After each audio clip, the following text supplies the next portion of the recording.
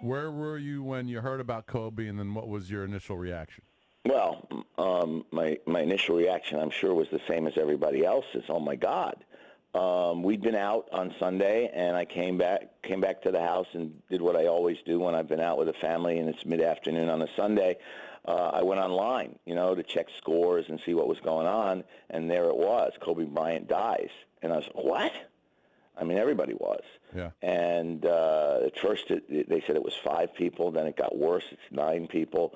And it just, life lost early is always tragic. The 3 13-year-old girls dying is beyond tragic. Everybody, all of them are tragic. And I wrote a column Monday for the Golf Digest website in which I pointed out that there are really only a handful of athletes in our lifetime, or even if you want to go back, a handful, who actually transcended their sport, who were known to people who were not fans of that sport. Like when I went in to tell, Chris is not a sports fan at all, and when I went in and said to her, Kobe Bryant died, she gasped. She knew just who I was talking about. Right. And he's on that list. I mean, in basketball, it would be Bill Russell, Wilt Chamberlain, I guess, although I'm not sure he transcended basketball.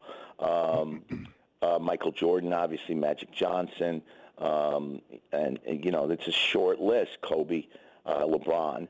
The one who stands out above all, to me anyways, Muhammad Ali, Arthur Ashe in tennis, Tiger, Jack Nicklaus, Arnold Palmer in golf, Babe Ruth, Henry Aaron, Willie Mays in baseball, Lou Gehrig.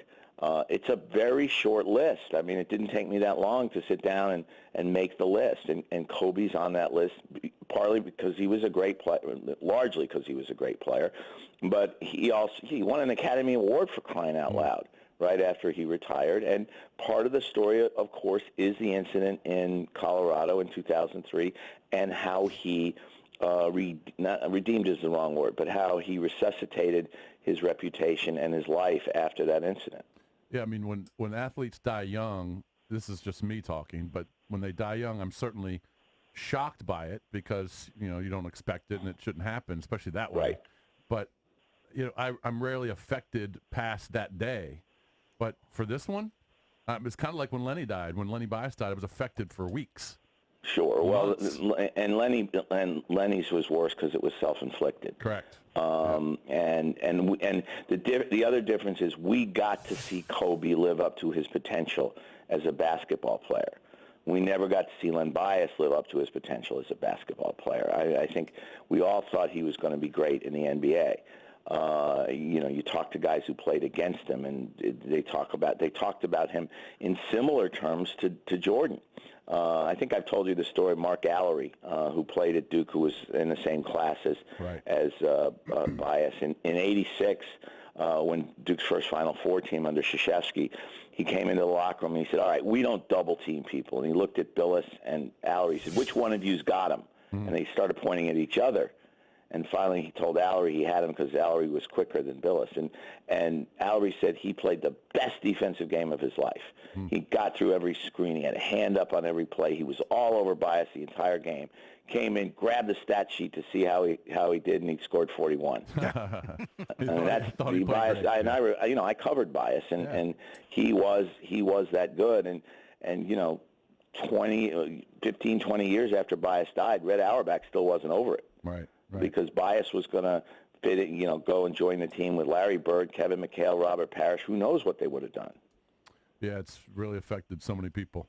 All right, so Sunday, any thoughts on this game? Are you interested in it? Are you going to watch the entire game? Are you going to have buddies over? What are you going to do? No buddies over. I'll probably watch. I may do some work while the game's going on, depending on how much the game grabs me. I'll certainly watch. I won't watch any of the pregame stuff. If I hear one more word about this game from anybody, my head's gonna explode. And that's the way it always is with the Super Bowl because of the 2 weeks. But I'm interested in the game. I think it should be. It's a toss-up. And I would like to see Andy Reid win a Super Bowl. I think that would cement him as a future Hall of Famer. I mean, they're putting every coach who's on television in the Hall of Fame has won a Super Bowl, so why not add Andy Reid if he wins one? And I'm a Mahomes fan, partly because when I was doing the quarterback book a couple of years ago, and working with Alex Smith, he told me about how much he liked Mahomes personally. You saw the story in the paper the other day. There's a lot about it in the book, but he really did take Mahomes under his wing. He had Mahomes and his girlfriend over to the house for dinner once a week, and they became very close. So I would lean towards one. Nothing against Garoppolo, but I would lean towards wanting to see Mahomes and the Chiefs win the game.